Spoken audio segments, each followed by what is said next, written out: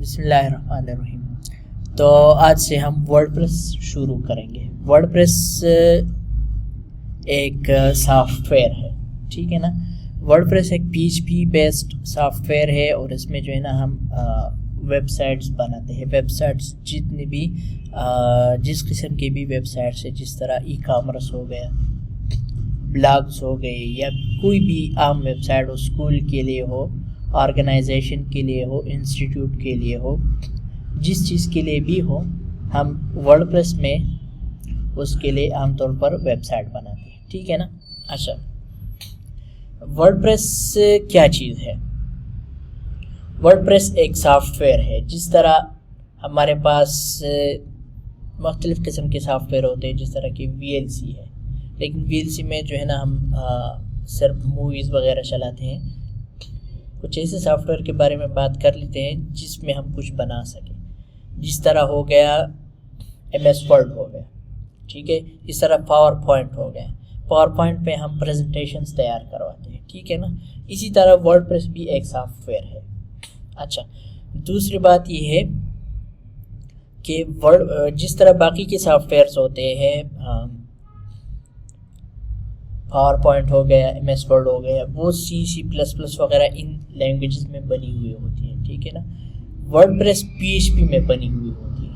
PHP ایک programming language ہے, ٹھیک ہے, آپ لوگ جانتے ہیں.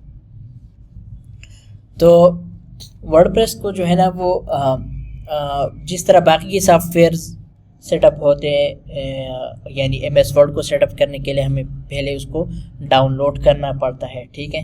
پھر اس کو جو ہے نا انسٹال بھی کرنا پڑتا ہے, ایک خاص جگہ پہ رکھ کے انسٹال کرنا پڑتا ہے. جب وہ انسٹالیشن اس کی کمپلیٹ ہو جاتی ہے تو پھر ہم نے جو ہے نا وہ اس کو چلانا ہوتا ہے, اور اسی میں ویب سائٹس بنانے ہوتے ہیں. تو اسی طرح ہم ورڈپریس کو بھی جو ہے نا وہ ڈاؤن لوڈ کر کے ہم ایک خاص جگہ پہ رکھ کے اس کو چلائیں گے.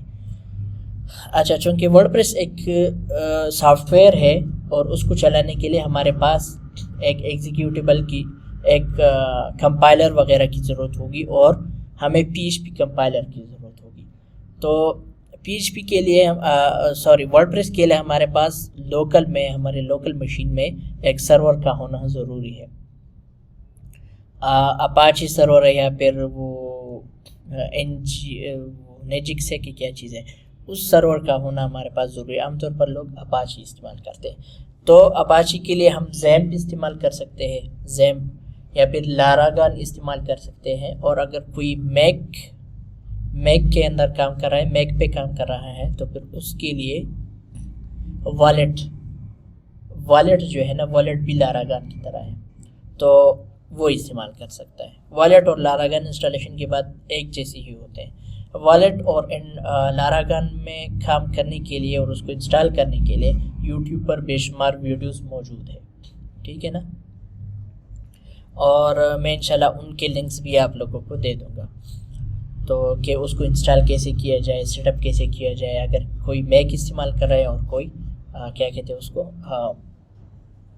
والیٹ استعمال کر رہا ہے لاراگان ونڈو کے لیے.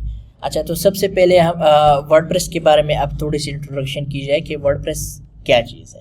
جس طرح ہم ایک ویب سائٹ بناتے ہیں, HTML میں بناتے ہیں, پھر اس کو جو ہے نا ڈائنامک کرنے کے لیے ہم اس میں PHP وغیرہ چلاتے ہیں, پھر جاوا اسکرپٹ چلاتے ہیں, ٹھیک ہے نا. ورڈپریس بھی یہی کام کرتا ہے, ہمارے لیے ویب سائٹس وغیرہ بنواتا ہے. لیکن ورڈپریس آلریڈی سب کچھ اس میں بنایا ہوا ہوتا ہے, ہم نے صرف اس میں ایڈیشنز کرنی ہوتی ہیں. اس کی مثال کچھ اس طرح ہے کہ ہم ایک گھر بنانا چاہتے ہیں, ٹھیک ہے نا, یا پھر اسکول وغیرہ بنانا چاہتے ہیں. ہمارا پاس بالکل خالی زمین ہے, ہم اس میں پہلے بنیادیں وغیرہ کر لیتے ہیں, پھر اس میں جو ہے نا وہ دیواریں کھڑی کر لیتے ہیں, پھر اس میں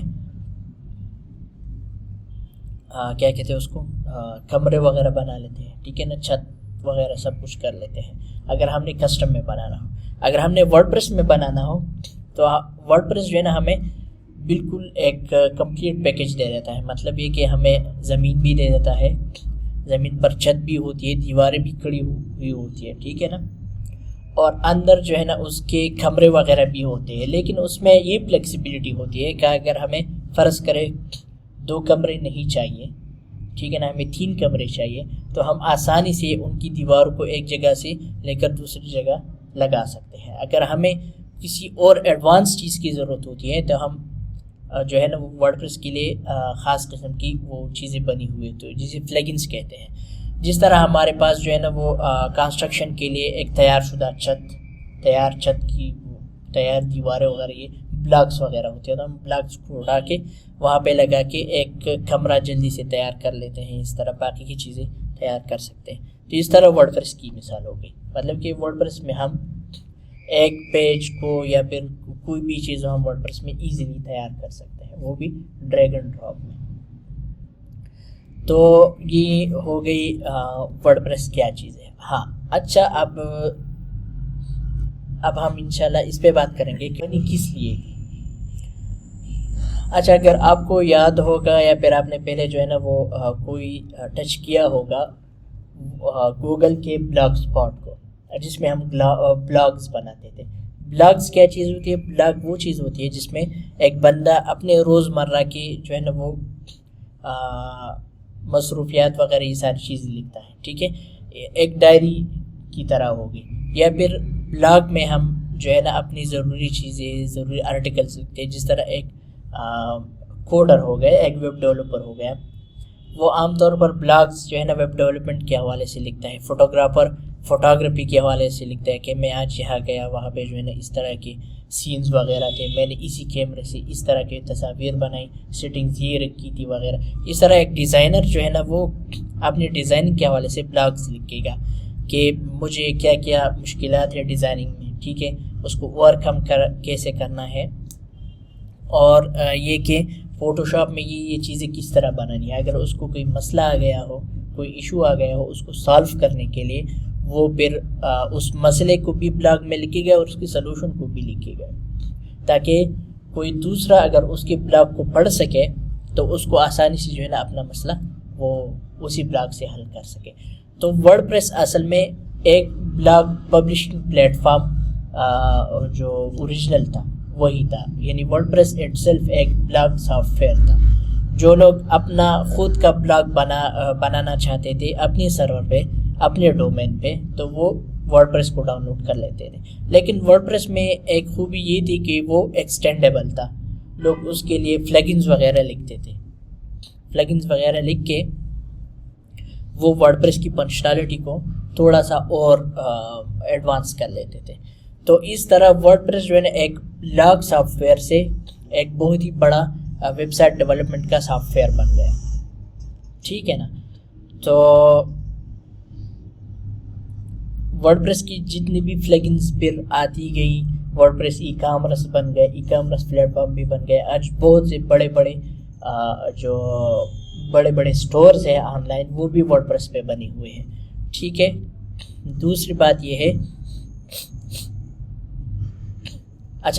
یہ ہے کہ جو بڑے نیوز ایجنسیز ہیں ان کی ویب سائٹس بھی ورڈ پریس پہ بنی ہوئی ہیں۔ آج کل جو ہے نا جتنے بھی نیوز ویب سائٹس ہیں وغیرہ وغیرہ، ٹی ویز کی ویب سائٹ ہے، آن لائن ٹی وی کے جتنے بھی ویب سائٹس ہیں، پھر جو بھی ویب سائٹ آپ وزٹ کریں گے تو موسٹلی وہ ورڈ پریس پہ ہی بنا ہوا ہوگا، ٹھیک ہے۔ تو ورڈ پریس کی جو ہے نا وہ مطلب ہے کہ مارکیٹ شیئر بہت زیادہ ہے،